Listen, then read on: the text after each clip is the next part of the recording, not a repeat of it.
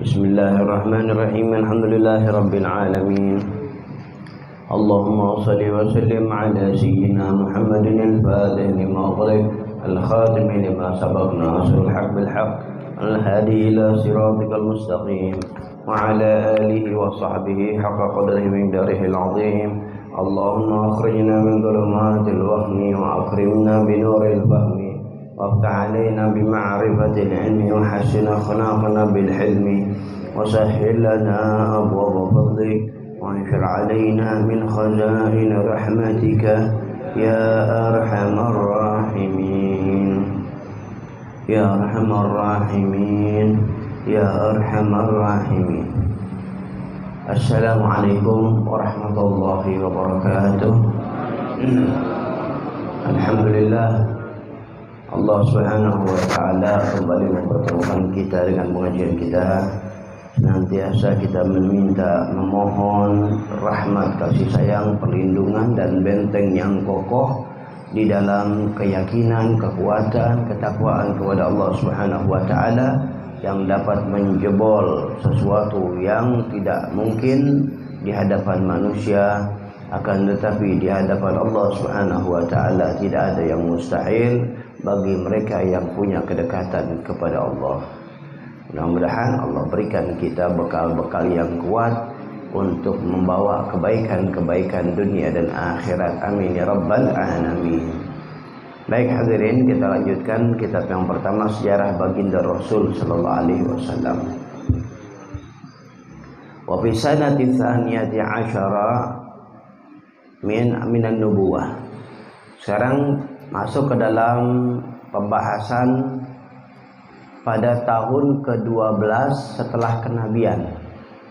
Artinya ketika baginda Rasul sallallahu alaihi wasallam beliau berumur 52 tahun. Kana al-Isra wal Mi'raj min al-Masjidil Harami ila al-Masjidil Aqsa ila al-Masjidil Aqsa. Peristiwa Isra dan Mi'raj dari Masjidil Haram, yaitu Masjid Mekah, di Mekah, dari Mekah ya, ilal Masjidil Aqsa, ke Masjidil Aqsa Palestina ya, itu perjalanan Isra dari Mekah ke Palestina.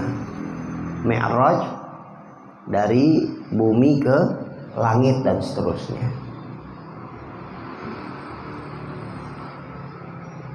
Thumma ila samawatil ula, kemudian ke langit yang tinggi, ila ma la ya'lamuhu illallah, sampai ke sesuatu yang tidak ada yang mengetahui kecuali Allah. Artinya ini alam luas, alam-alam langit dan seterusnya terus luas, Sidratul Muntaha dan lain-lainnya ya, luar biasa hikmahnya. Ada ulama yang mengatakan bahwasanya Allah telah memuliakan bumi dengan baginda Rasul sallallahu alaihi wasallam, maka langit dan penduduk-penduduknya pun ngiri, ingin mendapat kemuliaan juga dari Sayyidina Muhammad sallallahu alaihi wasallam. Maka di antara hikmahnya adalah Allah jadikan kunjungan dari beliau sallallahu alaihi wasallam kepada penghuni langit dan seterusnya sallallahu alaihi wasallam. Langit mendapat kemuliaan dengan adanya baginda Rasul sallallahu alaihi wasallam. Dengan kedatangan dan dipijak oleh beliau sallallahu alaihi wasallam, maka langit mendapat kemuliaan dari Allah Subhanahu wa taala.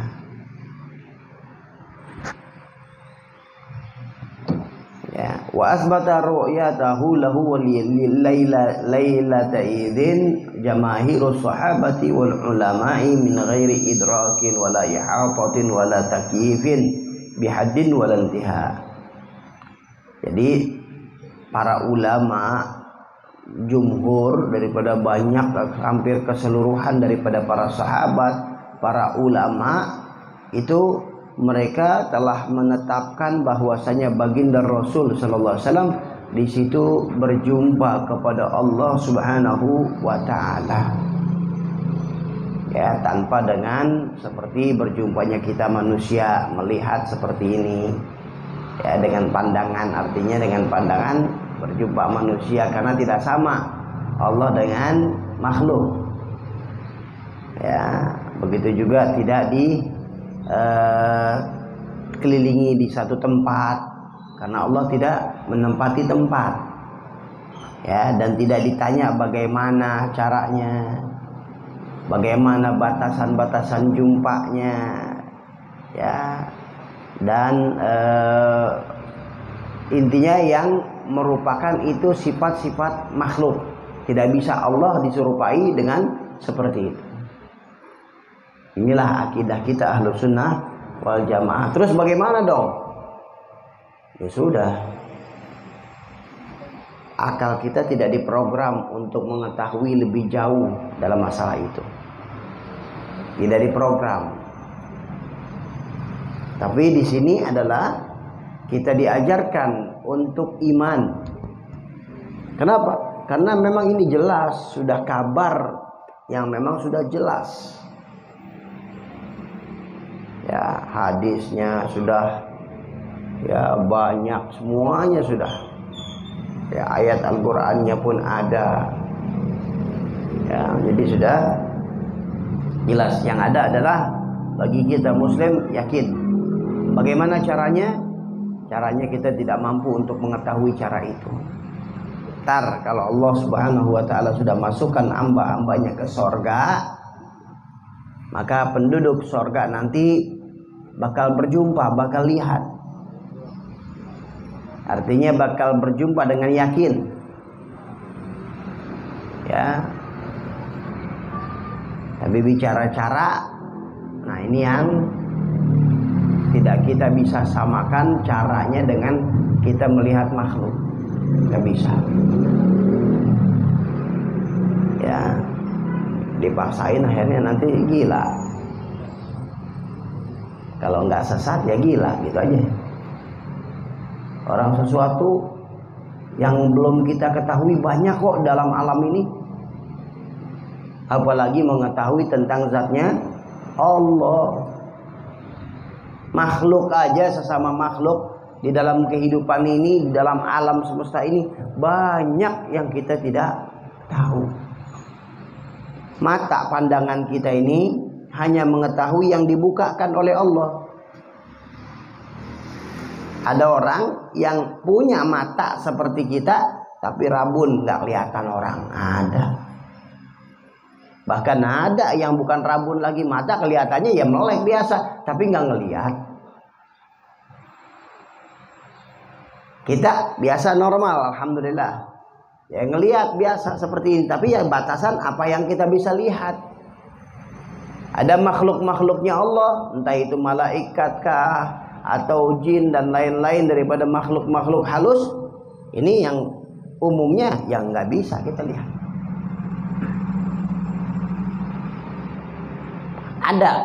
Ada mereka, bukan berarti nggak ada. Ya, tapi kita tidak bisa melihatnya. Dan inilah namanya keterbatasan yang ada di dalam pandangan manusia.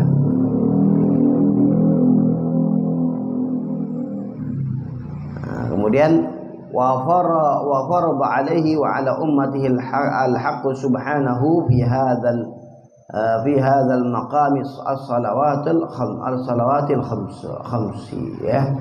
khamsa. Dan Allah Subhanahu wa taala mewajibkan atasnya dan atas umatnya, ya, al-haq subhanahu, Allah Subhanahu wa taala mewajibkan dalam perintah ini, dalam kedudukan Isra Mi'raj ini, yaitu apa yang diperintahkan, as-salawatil khamsa, salat 5 waktu yang diwajibkan oleh Allah Subhanahu wa taala. Dan ini salah satu kelebihan dari umat Sayyidina Muhammad sallallahu alaihi wasallam. Umat-umat terdahulu itu tidak ada yang namanya bicara dapat wahyu dari di langit, gak ada. Bicara dapat wahyunya di langit nggak ada. Ini khusus untuk beliau sallallahu alaihi wasallam. Allah berikan itu dapat wahyu dari di atas langit beliau sallallahu alaihi wasallam. Ya, di luar bumi. Wa bi hadhihi sanati kanat bai'atul aqabah tsaniyah, dan pada tahun ini juga terjadilah perjanjian Aqabah tsaniyah. Ya. Aqabah karena tempatnya di dekat daerah Jumratul Aqabah di Mekah. Nah, terjadi lagi itu. Datang lagi itu orang-orang dari Madinah yang dahulu namanya Yasrib, datang ketemu lagi baginda Rasul sallallahu alaihi wasallam. Laqiya fiha minal ansari 12 rajulan. Ya, beliau sallallahu alaihi wasallam berjumpa pada saat itu dari kaum Ansor sebanyak 12 orang. Jumpa 12 orang, ya. Mereka berjumpa kepada Nabi Muhammad sallallahu alaihi wasallam dan mereka berjanji setia kepada Sayyidina Muhammad sallallahu alaihi wasallam. Ya. Wa bisanati tsalitsah asyara minan nubuwah, dan pada tahun ke-13 daripada kenabian, artinya beliau berumur 53 tahun. Ini waktu hijrahnya beliau nih. Ya, nah, sebelum hijrah itu ada kejadian kanat bai'atul aqabah tsalitsah. Maka terjadilah ya perjanjian setia yang ketiga dari kaum Ansor. Wa huwa fil haqiqati tsalithul ijtima'i indal aqabah. Dan ini pada hakikatnya adalah tsalithul ijtima', pertemuan yang ketiga di Aqabah, di tempat Jumratul Aqabah. Laqiya fiha Rasulullah sallallahu alaihi wasallam 73 rajulan. Dan beliau sallallahu alaihi wasallam pada saat itu berjumpa dengan 73 laki-laki kaum pria, wa imra'atain, dan 2 orang daripada wanitanya, minal Aus wal Khazraj, dari suku Aus dan Khazraj. Ini suku besar di kota Madinah yang ratusan tahun saling menyerang, saling mereka ini bunuh-membunuh sudah ratusan tahun dari turun temurunnya. Nah, di situ mereka jumpa dari kaum Aus dan Khazraj berjanji setia kepada Nabi Muhammad sallallahu alaihi wasallam. Ya, fabaya'ahum wa ja'ala 'alaihim 12 naqiban, dan mereka membaiat baginda Rasul sallallahu alaihi wasallam. Ya, baginda Rasul sallallahu alaihi wasallam mengikat perjanjian kepada mereka, dan beliau sallallahu alaihi wasallam menjadikan ada 12 ya pemimpin di antara mereka itu yang dipilih. Ya, ini biasa nih, ini strategi dari Rasul sallallahu alaihi wasallam. Selalu beliau sallallahu alaihi wasallam kalau ada majmu'ah banyak selalu dipimpin tuh siapa pemimpinnya. Siapa nih kepalanya? Siapa? Itu selalu. Bahkan beliau sallallahu alaihi wasallam menganjurkan kalau musafir nih 2 orang, pilih 1 pemimpinnya. Cuman berdua, pilih. Bertiga, pilih. Ya. Jadi sebenarnya adanya RT RW ini memang arahan dari baginda Rasul sallallahu alaihi wasallam, memang di dalam perkumpulan ya seperti itu. Agar tidak gaduh, ini maunya begini, ini maunya begitu, akhirnya masing-masing bawa cara. Dan dengan seperti itu juga belajar memahami orang lain. Kita pengen begini, tapi ternyata sebagian besar inginnya begitu. Ya udah ikutin. Memahami. Walaupun ya beliau melihat ini yang maslahat, bahkan dicontohkan oleh Rasul sallallahu alaihi wasallam. Itu pada perang Uhud. Perang Uhud itu musyawarah. Gimana nih baiknya? Baiknya kita tinggal di sini aja di Madinah. Dan Rasul SAW setuju di situ. Kita tunggu mereka di kota Madinah aja. Tapi sebagian pendapat mengatakan enggak, kita hadang di luar aja. Itu di Uhud. Hadang di luar. Sudah sepakat, putus sepakat. Baginda Rasul SAW pengennya di Makkah, di Madinah. Sudah siap-siap semuanya, baru ada yang bilang, ya udah dah, Baginda Rasul SAW kami ikutin kau aja deh, kalau kamu pengen di sana enggak, kata Rasulullah. Sudah kesepakatan. Udah keluar. Walaupun hasilnya di situ adalah banyak ya keburukan buat kaum muslimin, banyak meninggal pada saat itu. Ya, tapi itu hikmah semuanya. Lihat baginda Sayyidina Muhammad SAW. Ya, pelajaran juga buat kita orang Islam, buat kita umat Islam. Ya, berapa banyak sesuatu keinginan kita harus ikutin. Ya, kadang-kadang kita harus mengorbankan keinginan kita, nggak apa-apa. Buat kebaikan umat, buat kemaslahatan umat. Baik. Ya, inilah daripada pelajaran sejarah baginda Sayyidina Muhammad sallallahu alaihi wasallam. Mudah-mudahan Allah berikan kita semangat terus mengikuti perjuangan beliau sallallahu alaihi wasallam. Amin ya rabbal ya arhamar rahimin ya arhamar rahimin ya arhamar rahimin farij 'alal muslimin ya arhamar rahimin ya arhamar rahimin ya arhamar rahimin farij 'alal muslimin ya rabbana ya karim ya rabbana ya rahim anta jawadul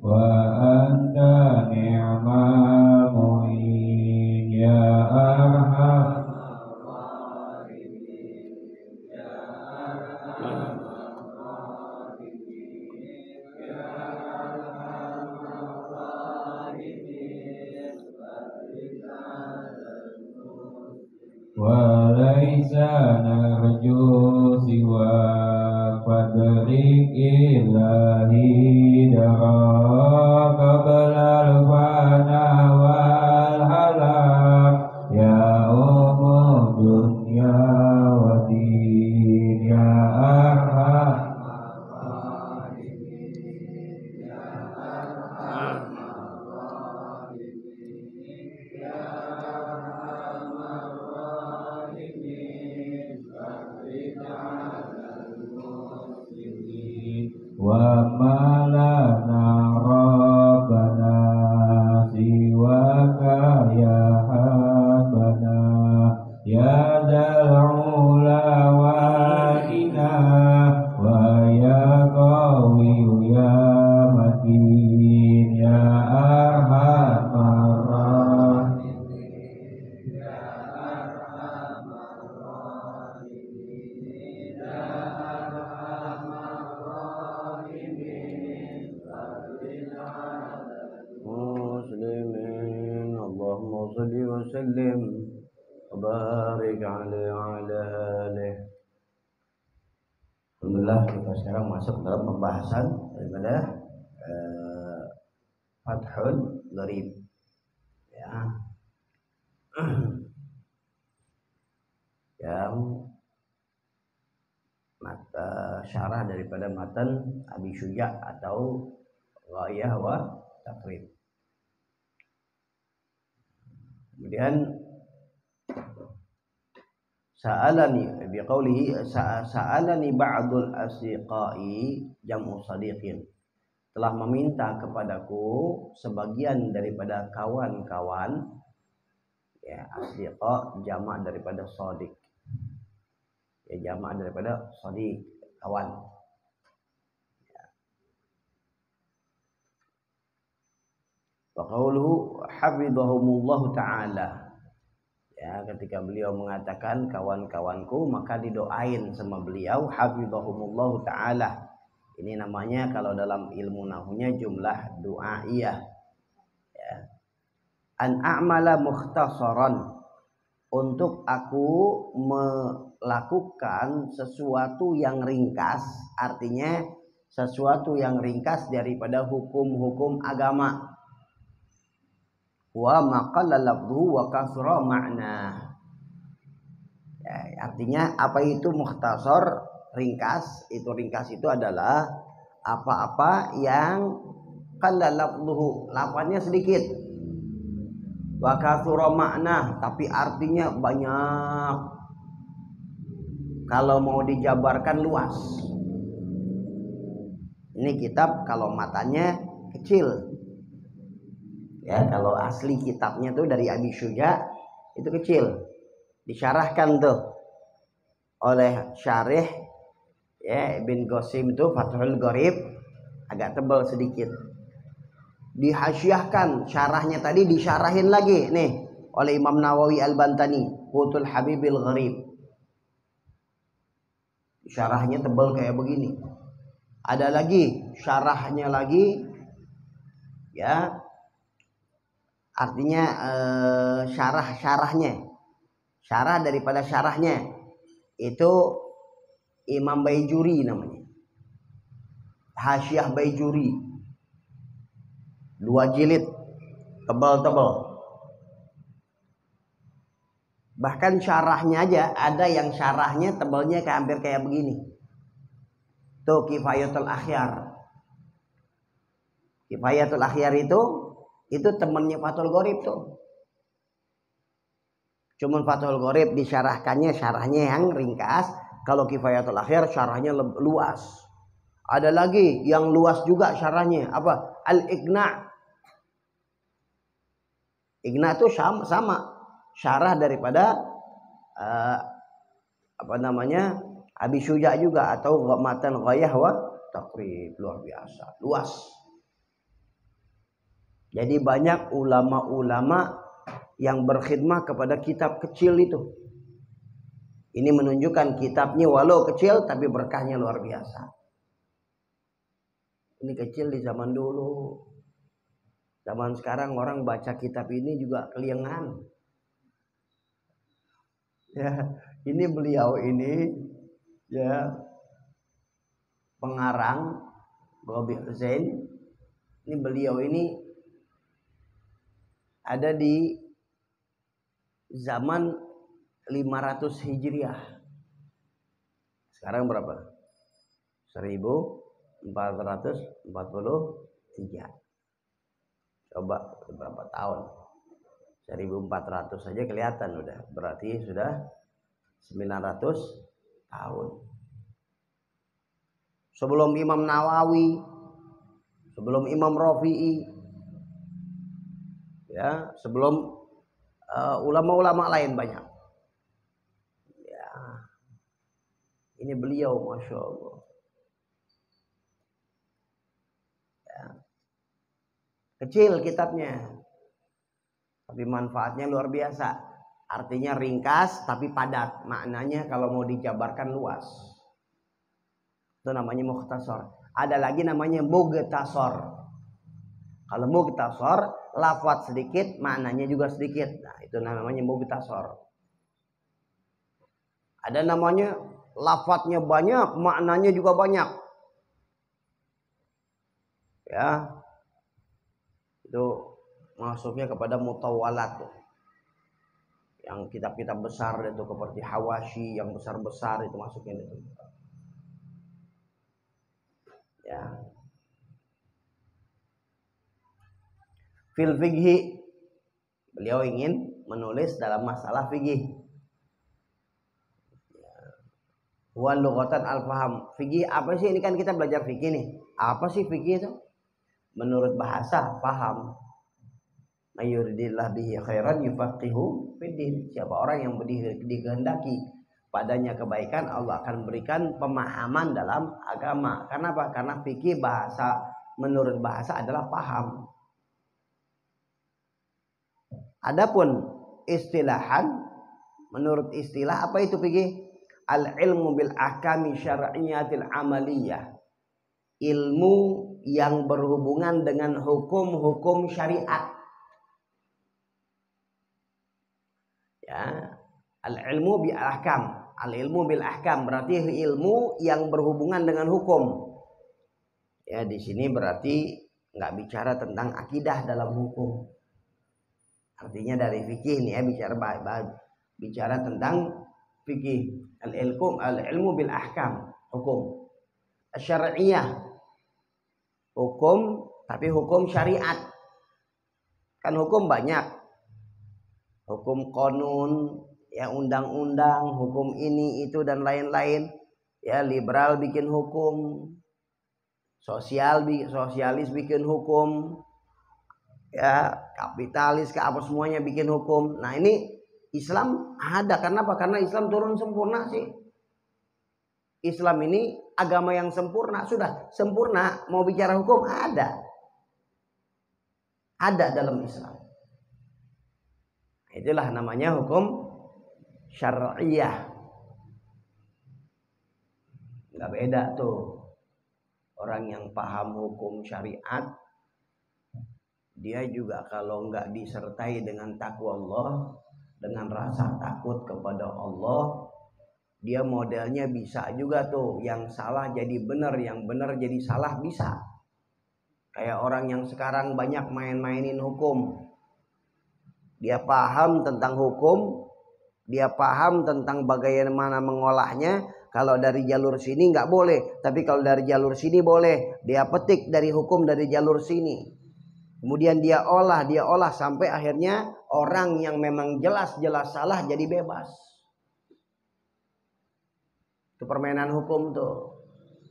Tapi itu semua ya hukum-hukum manusia, semuanya nanti tidak akan lepas daripada hukum Allah. Fikih begitu juga. Ustaz, tolong cariin dalil dong nih. Gimana nih caranya nih? Biar ini jadi halal. Biar jadi halal. Oh, dilihat ya. Oh, ini kan begini nih. Ini kan darurat nih. Berarti kalau udah darurat begini dong. Oh, ad-darurah tubihul mahdurah. Berarti darurat itu membolehkan hal-hal yang haram. Oh, begini. Wah, keluar dalil itu. Olahannya di hadapan Allah.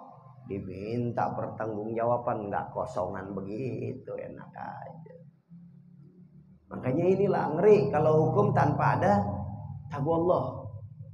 Gak ada rasa takut sama Allah, takut, ngeri. Makanya Al-Imam Malik rahimahullah radhiyallahu anhu beliau mengatakan, man tafaqqah wa lam yatasawwaf tazandaq. Orang belajar fikih nggak belajar tasawuf jadi zindik. Zindik kayak model orang masuk kepada fasik, masuk kepada penyembahan selain Allah, ada penyimpangan dah. Gak ada rasa takut dia ngolah. Apalagi tawarannya nih kalau bisa berhasil nih kan 2M nih.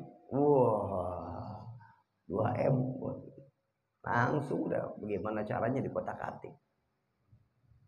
Ya, mudah-mudahan Allah jaga kita ya, Allah pelihara ya Rabbi. Semua ulama kita nantiasa dijaga oleh Allah Subhanahu wa taala. Amin ya rabbal alamin. Al-amaliyah berbicara tentang hukum syara tapi dari sisi amaliyah. Nah, bukan dari sisi hukum i'tiqad, keyakinan. Tadi itu akidah maksudnya enggak. Ya, enggak bicara al-muktasib min adillatiha tafsiliyah. Yang hukum fikih itu diambil dari mana? Dari dalil-dalil secara yang terperinci. Allati tariquhal ijtihad, dalam keterangan lain diteruskan yang jalannya adalah melalui ijtihad. Makanya itulah ulama. Inilah ulama-ulama fikih. Makanya enggak gampang. Ada orang yang ahli tafsir, belum tentu dia ahli fikih. Ada orang yang ahli hadis, belum tentu dia ahli fikih. Ini masalah ahli fikih ini adalah pengolahan dalil. Ya, perlu kejeniusan, perlu kepahaman, perlu penguasaan. Tapi sekarang sih udah macam-macam, udah orang yang ahli tafsir juga udah, fatwa fikih juga terus saja udah terobos. Makanya dalam cerita ulama, ya artinya itu Imam Ahmad bin Hambal, sebagian ulama mengatakan Imam Ahmad bin Hambal bukan ahli fikih. Beliau masuknya cuma ahli hadis saja. Sebagian, tapi sebagian ulama, artinya banyak daripada ulama mengakui Imam Ahmad bin Hambal adalah ahli fikih juga. Ya, karena beliau lebih banyak menghukumkan secara hadis ya, tanpa pengolahan. Bukan berarti tidak. Ya, pendapat yang kuat, beliau termasuk daripada ahli fikih juga. Jadi banyak kita lihat nih karang-karangan kitab nih. Ini fulan ulama ahli tafsir. Apakah dia ahli fikih? Enggak. Oh, fulan ahli hadis. Apakah dia masuk ke dalam ahli fikih? Tidak. Begitu juga sebaliknya, ahli fikih belum tentu bisa jadi ahli hadis atau jadi ahli tafsir dan lain-lainnya. Kecuali kalau memang beliau sudah rutbatul ijtihad, sudah sampai kepada makam ijtihad seperti Imam Syafi'i, itu nguasain semuanya. Pokoknya fikih ini nggak gampang. Ya, fikih tidak gampang. Buat kita cuman baca doangan, ikut belajar, itu aja juga nggak mudah. Apalagi buat memecahkan permasalahan. Kadang-kadang orang memang nggak belajar, udah maunya singkat aja, udah yang gampang aja. Tuhan nggak nyusahin, boleh. Ya, enak aja. Nggak merujuk kepada dalil lagi. Padahal kalau kita mau cari jawabannya, intinya banyak ulama-ulama telah berkomentar. Kalaupun itu masalah baru, banyak ya kita bisa merujuk kepada perkataan-perkataan ulama sebelumnya, atau memang perkumpulan ulama-ulama yang mu'tabar, yang dianggap mereka adalah ahlinya. Bukan setiap orang yang kadang-kadang maaf cuma ceramah doangan, kondang, akhirnya dituntut untuk minta fatwanya, akhirnya berfatwa. Padahal bukan bagiannya. Ya, Masya Allah. Ini dia fikih begitu. Kalau bicara ilmu fikih nih, apa hukum zina? Hukum zina haram, itu nggak masuk hukum fikih itu. Nggak masuk ilmu fikih maksudnya. Nggak masuk ilmu fikih. Sholat fardu 5 waktu wajib, itu nggak masuk ilmu fikih itu. Kenapa? Bingung juga kita kalau gitu ya. Kenapa? Karena itu udah jelas nasnya. Wala taqrabuz zina, zina nggak boleh dekat. Udah jelas nasnya haram. Ya. Kemudian masalah sholat diwajibkan, sudah jelas. Nasnya tuh memang dari Al-Quran sudah ada. Fikih itu apa? Fikih itu pengolahan. Dalam hadis dikatakan al-witru haq, man lam yutir falaisa minna, atau kama qala baginda Rasul SAW. Witir itu benar beradaannya, siapa orang yang tidak melakukan witir maka bukan dari golongan kami. Salat witir kalau nggak melakukan bukan dari golongan kami, berarti serem nggak tuh? Berarti jatuhnya apa? Wajib. Kalau enggak berarti nggak masuk golongan Rasul. Berarti jatuhnya wajib. Kita numpang tanya mazhab Syafi'i wajib nggak witir? Enggak. Lah itu kan ada dalilnya, hadis. Itu kan hadis itu. Kok nggak pakai sih? Ya, inilah yang namanya fikih, pengolahan dalil. Kalau kita kan cuma baca cuma satu dalil doangan, Kemudian habis kita baca satu dalil, kita memberikan hukum deh. Ini haram. Nggak boleh dalam Ahlus Sunnah wal Jamaah. Haram kita memberikan hukum, baru baca satu dalil kita memberikan hukum. Ini yang rusak tatanan masyarakat dalam keilmuan ini. Nggak ikut kepada tuntunan-tuntunan ulama yang telah membuat kaidah-kaidah bagaimana cara memberikan hukum. Imam Syafi'i kok bisa beliau mengatakan sunnah? Iya. Dari hadis yang lain, dari dalil yang lain. Bahwasanya ketika seorang badui datang kepada baginda Sayyidina Muhammad sallallahu alaihi wasallam, maka badui ini bertanya tentang salat yang diwajibkan. Maka baginda Rasul sallallahu alaihi wasallam mengatakan salawatul khams, salat 5 waktu. Maka badui ini bertanya lagi, ada lagi gak yang lain? Maka baginda Rasul menjawab, illa anta tawwa, gak ada kecuali kalau kamu mau lakukan sunnah. Berarti di sini ada dalilnya. Nah ini dalil lebih kuat dari sisi penjelasannya. Maka dalil yang itu dijadikan maksudnya itu adalah benar-benar ditekankan. Artinya jangan sampai nggak melakukan. Gitu. Tapi kalaupun tidak melakukan ya nggak dosa, cuman aib aja lah, buruk lah istilahnya. Gitu. Ini kan pengolahan dalil. Makanya dalam mazhab Abu Hanifah witir wajib. Jatuhnya wajib. Kenapa? Beliau lebih condong kepada dalil yang itu. Tapi mazhab Imam Abu Hanifah beda ya. Antara wajib dengan rukun beda ya. Beda nilainya tuh. Dia punya kaidah sendiri. Nah ini kita bicara tentang apa? Inilah tadi pengolahan dalil. Ya. Al-muqtasib min adillatiha tafsiliyah allati tariqa wal ijtihad. Ya Masya Allah. Sekarang nih Allah. Ya udah baguslah, pokoknya intinya kita paham ya. Bagaimana? Kenapa sih kita ikutin ulama-ulama ahli fikih? Kenapa sih kita nggak mikirin sendiri? Kalau kita memecahkan masalah sendiri, akhirnya kita nggak ada yang dagang, nggak ada yang kerja, sibuk sama seperti itu dan nggak bener lagi.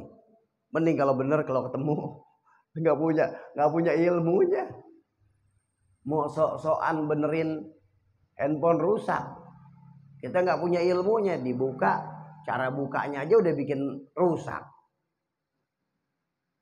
Ada bautnya, nggak taunya kita nggak tahu ada bautnya, tak pecah. Dalamnya, kenapa ini? Akhirnya, ya udah deh, nggak karuan deh. Ya, itu dia ada ilmunya. Makanya, kenapa sih kita ikutin mazhab nih? Mazhab Syafi'i atau 4 mazhab ini, kenapa kita ikutin? Karena mereka tuh punya ilmu dalam memecahkan masalah. Kalau ini dibiarkan, ayo terserah umat. Tuh kita ada Quran, ada sunnah, ayo silakan pikirin. Memang kita punya ahli dalam masalah seperti itu, artinya kita memang ahlinya? Enggak. Dengan seperti itu tambah banyak perpecahan. Perpecahan tambah banyak dan tidak mempunyai dasar. Tambah bahaya. Ya kalau ada 10 orang diminta masing-masing pendapat, masing-masing punya pendapatnya sendiri sesuai dengan latar belakang. Menurut pendapat fulan yang latar belakangnya pedagang, ini bagusnya kita begini gini sesuai dengan latar belakang dagangnya, otak dagangnya. Ya. Menurut petani yang punya latar belakangnya dia pertanian, dia begini gini. Kenapa? Karena menurutnya dia sesuai dengan latar belakang pertaniannya. Menurut ini.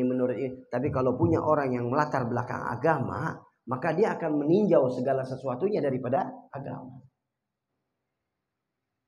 Bukan daripada nafsu atau keuntungan duniawi. Ya bukan. Nah kita ikutin mereka ulama-ulama kita, salafun salihun. Ya.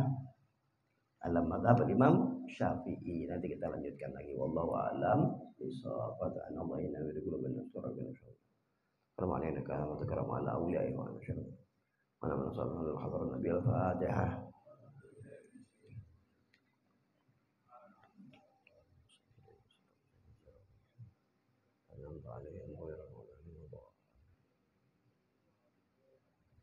آمين اللهم بحق الفاتحة خير الفاتحة يا كريم اللهم يا خير ويا فرحان يا من وفق أهل الخير وخير وأنا ما يوفق الخير وعين عنه صلى الله على سيدنا محمد وعلى آله وصحبه الحمد لله رب العالمين يا ربنا تعرفنا بأننا جربنا وأننا أشرفنا على دعائنا فتب علينا توبة تغسل كل حوبة واستر لنا العورات وآمن روحتي واغفر لوالدينا ربي ومولودينا والآل